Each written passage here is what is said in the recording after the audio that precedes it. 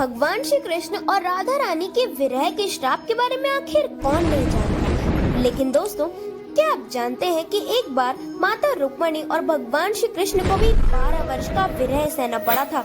गुजरात के द्वारकाधीश मंदिर से 2 किलोमीटर दूर माता रुक्मणी का मंदिर है, जो बहुत ज्यादा सुंदर है। जैसा कि हम सब जानते हैं कि भगवान श्री कृष्ण की सबसे पहली और सबसे प्रिय पत्नी देवी रुक्मणी रही, तो आखिर देवी रुक्मणी का मंदिर द्वारका नगरी से बाहर क्यों है?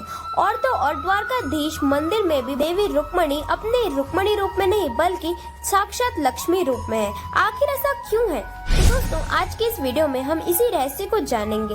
तो बिना वक्त को जाया करे आइए वीडियो की शुरुआत करते हैं। द्वारकाधीश मंदिर से माता रुक्मणी का मंदिर अलग होने पर एक पौराणिक कथा काफी प्रचलित है। ऐसा कहा जाता है कि यादवों के कुलगुरु ऋषि दुर्वासा का आश्रम द्वारका से कुछ ही दूरी पर पिंडारा नामक स्थान में स्थित था।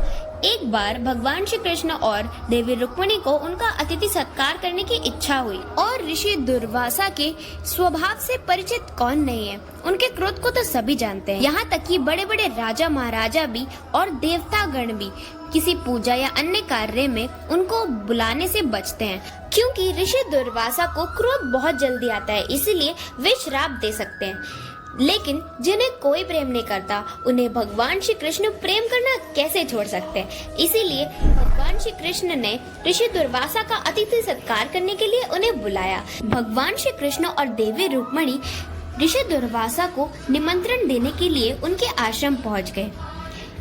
ऋषि दुर्वासा का चिड़चिड़ा स्वभाव तो हम सभी जानते हैं। उन्होंने रुक्मणी और भगवान श्री कृष्ण का निमंत्रण स्वीकार तो कर लिया, परंतु एक शर्त रखी। शर्त ये थी कि उनको ले जाने वाला रथ ना तो कोई घोड़े हाँकेंगे और ना ही कोई अन्य जानवर, बल्कि स्वयं भगवान श्री कृष्ण व माता रुक्मणी हाँकेंगे।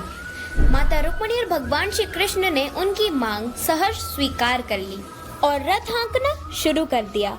क्योंकि देवी रुक्मणी एक रानी थी, इसीलिए उनको रथ हाँकने का कोई अनुभव नहीं था और इसीलिए वे जल्दी थक गईं। वे प्यास से व्याकुल होने लगी और उनका गला सूखने लगा। उन्होंने श्री कृष्ण से कुछ कहा नहीं, बस श्री कृष्ण को देखने लगी।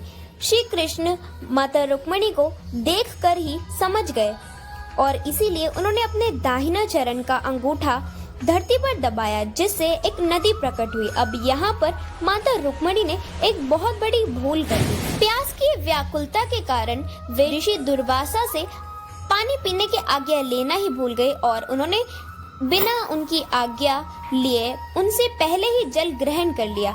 यह देखकर ऋषि दुर्वासा अत्यंत क्रोधित हो गए और उन्होंने श्री कृष्ण और रुक्मणी को अलग रहने का श्राप दे दिया। उन्होंने कहा कि तुम अब 12 वर्ष के लिए श्री कृष्ण से दूर रहोगी। इस श्राप के कारण श्री कृष्ण और रुक्मणी को 12 वर्ष के लिए अलग रहना पड़ा था।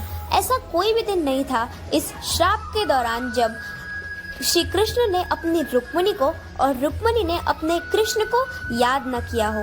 इस दौरान रुक्मणी वन में तपस्या करती रही और भगवान श्री कृष्ण अपनी रुक्मणी का द्वारका में इंतजार करते रहे, क्योंकि द्वारका तो उनके बगैर सूनी थी। और दोस्तों, इसी कारण की वजह से दोनों को आज भी साथ में पूजा नहीं जाता और इसीलिए द्वारकाधीश मंदिर से माता रुक्मणी का मंदिर अलग बनाया गया है। तो दोस्तों, आज के लिए बस इतना ही। आई होप आपको मजा आया हो, कुछ नया देखने को मिला हो। तो मिलते हैं नेक्स्ट वीडियो में, तब तक के लिए राधे राधे।